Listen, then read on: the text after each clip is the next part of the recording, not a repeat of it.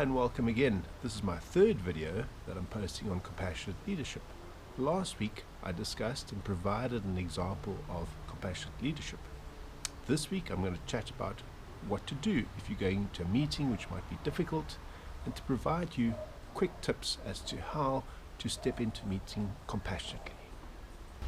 I always find that people are quick to judge others, and you need to ask yourself the question, where does that judgment actually come from? Surely that judgment can only come from your own data set, which means that there is something within you that you're needing to address, and that is a gift. Like people driving a certain type of brand of car, you recognize those cars on the road because that's the data that resides within you. It's the same with any situation that arises in a corporate space or a personal space. The data that's running on autopilot within you is the thing that's recognizing that which is happening outside of you. Isn't that a gift? So often people think that in order to solve a problem, we have to have these very big, long-winded approaches. And I work completely the opposite way. I don't have the time. I can't be bothered in getting stressed about things that aren't going to serve me. A lot of the stuff is either from the past or it hasn't even happened yet. So, well, because we are data and we have a lot of data accumulated since we're born, and we might not know every little thing that's running within us, let's take the positive data. So every person on this planet is unique and has their own data set, right? Absolutely.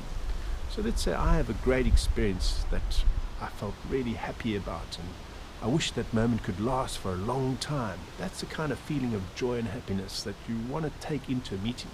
Because remember one thing, every single cell in your body, and there are trillions of them, is connected.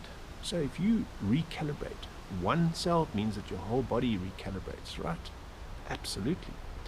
So what I do is I take a moment in my life where I felt really good about myself, and then I hold that moment for about 30 seconds. Now you might think, well, that sounds too simple. Really? Absolutely, it does sound simple. But let me tell you that I've journaled this over many years of experience and with many people, and it's profoundly, profoundly powerful. I had a friend who had one of these heart monitors on his iPhone, and I said to him one day, let me try a little exercise and see how quickly I can turn this fear into a positive feeling. So what I did was I had this fearful moment and timed it for about 30 seconds of fear. My heart rate went right up, my adrenaline went up, and then I recalibrated. All I did was I found that moment of joy and peace in my life, and I started to breathe into that. Well, let me tell you, after 30 seconds of that, on top of the original 30 seconds, my heart rate came right down to where it needed to be. So that told me something. That told me, hang on, I can control the situation from my perspective. So this is the exercise. The next time you're going into a stressful situation or a meeting and you really want to play around with this, and this is juicy content, right? Let's play with life a little bit and have some fun. Recalibrate yourself. Take that moment in your life where you felt really happy and hold on to that and breathe into that moment.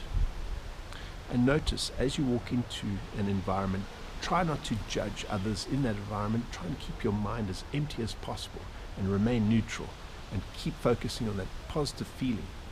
And notice how other people react towards you, and the environment actually shifts.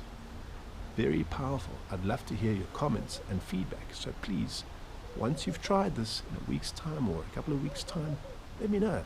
What we're doing is we're creating more of a compassionate leadership world, and this is one of those steps.